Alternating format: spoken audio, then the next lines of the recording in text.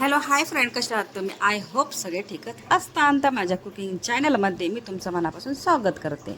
आणि हो friends, request आहे की ही जी रेसिपी आहे ना, स्किप न करता असंच पुढे कंटिन्यू पाहत राहा. तर रेसिपीला सुरुवात करण्याच्या अगोदर तुम्ही माझ्या चॅनलला सबस्क्राईब केलं नसेल तर प्लीज माझ्या चॅनलला सबस्क्राईब करा आणि जेवढं होईल तेवढं शेअर आणि लाईक करायला विसरू नका. तर मी तुमच्यासाठी एक रोज नवीन छान छान अशी रेसिपी घेऊन येत आहे. आजही घेऊन आलेली आहे. चला तर मग वेळ न घालवता रेसिपीला सुरुवात करूया. तर आज आहे बकरा ईद. त्याच्यासाठी ना स्पेशल अशी ही रेसिपी आहे बरं का फ्रेंड्स.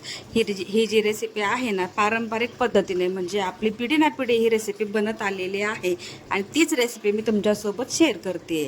आणि सर्वात आधी म्हणजे माझ्या यूट्यूब फॅमिलीला जे जे माझे व्हिडिओ पाहतात ना त्यांच्यासाठी, आणि जे नाही पाहत त्यांच्याहीसाठी माझ्यातर्फे, माझ्या फॅमिलीतर्फे तुम्हा सर्वांना बकरा ईदच्या खूप खूप शुभेच्छा. चला तर मग आता वेळ न घालवता रेसिपीला सुरुवात करूया.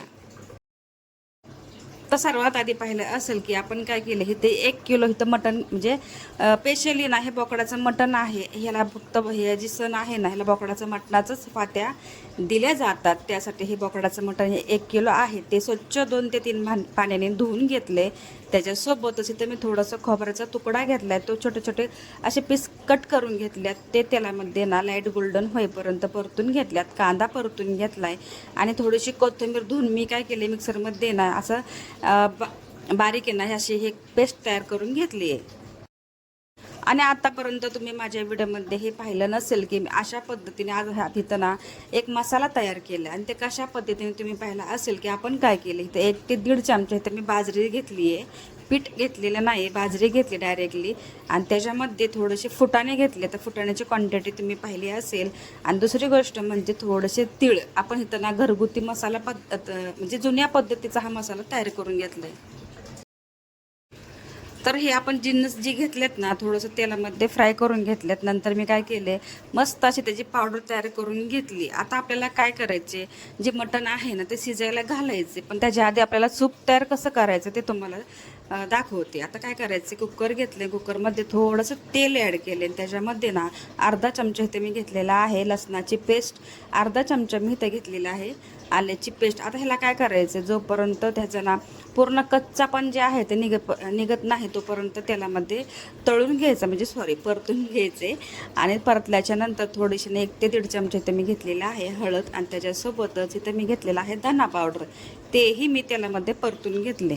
आता हे काय जिन्नस आहे ते पण परतल्याच्या नंतर ना मी इथं मटण ॲड केले. आता मटण तर तुम्हाला सांगितलं 2 ते 3 पाण्याने स्वच्छ धुतल्याच्या नंतर त्याचं पाणी जे आहे पूर्ण काढून घेतले आणि त्या मसाल्यामध्ये ॲड केले. आता ह्याला पूर्ण हळदी मिठामध्ये मी काय केले, मिक्स करून घेतले. आता मीठ जे आहे ना, आता मी आत्ताच ॲड केले, नंतर जास्त म्हणजे ॲड केलेलं नाही.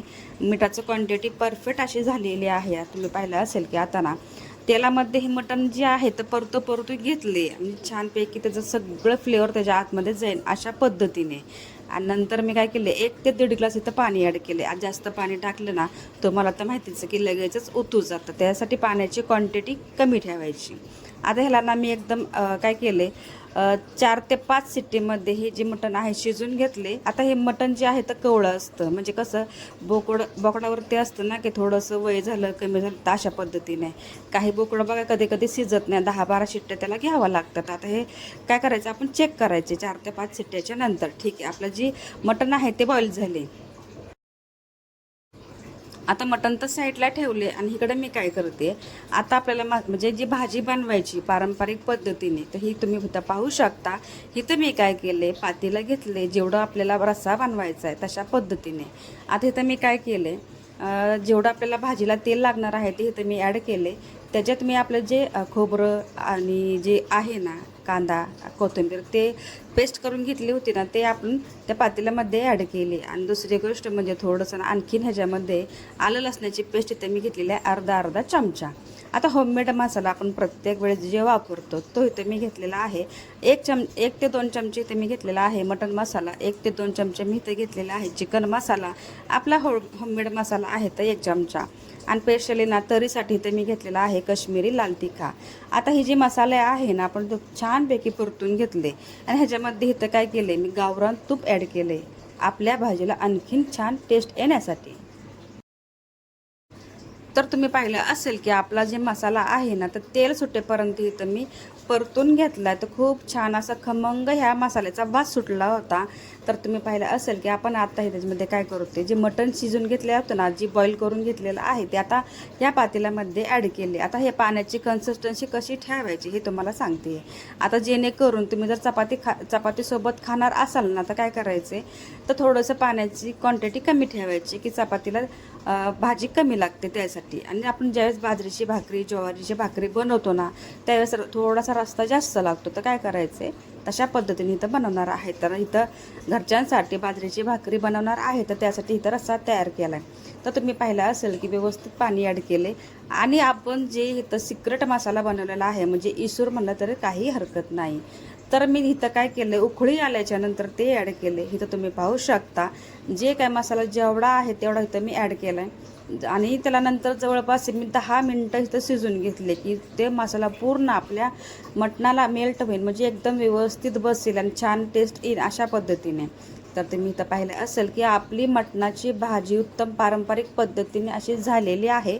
आणि हो, आमच्याकडे ना म्हणजे ही बकरा ईद असतात ना, ही फात्यासाठी बनवली जाते. तर ही रेसिपी आमच्या म्हणजे आजच्या दिवशी ना घरोघरी ही रेसिपी बनवतात. तशी तुमच्याशी मी शेअर केलेली आहे की आमच्यामध्ये कसं असतं की ते तुमच्यापर्यंतही कळलं पाहिजे की आमच्यात कोणती भाजी बनवतात वगैरे आणि कशा पद्धतीने बनवतात. आणि आमची पिढी ना पिढी ही रेसिपी चालत आलेली आहे. मग छोटंसं म्हणलं चला तुमच्याशी शेअर करूया, म्हणून ही रेसिपी तुमच्याशी खास अशा पद्धतीने दाखवलेली आहे. तर आपला मटण रस्सा छानपैकी झालेला आहे. आणि दुसरी गोष्ट म्हणजे ह्याच्यामध्ये कोथिंबीर ॲड केली तर इतकं सुंदर दिसत आहे, तर तो बघताच तोंडाला पाणी सुटते का नाही.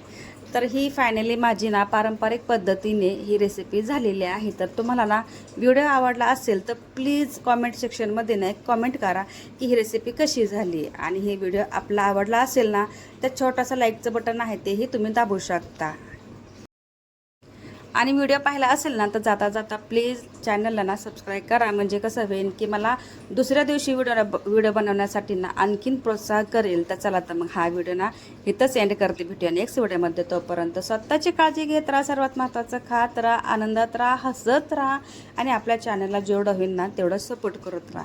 सगळ्यात महत्त्वाचा गोष्ट म्हणजे काय माहिती का, ज्यांनी माझा हा व्हिडिओ पाहिला असेल ना त्यांचं खरंच खूप मनापासून धन्यवाद करते. आणि तुमचा सपोर्ट माझ्यापाशी ना असाच राहू द्या की मी आणखीन पुढं जाण्यासाठी मला खरंच खूप तुमची मदतची गरज आहे. तर भेटूया नेक्स्ट व्हिडिओमध्ये. तोपर्यंत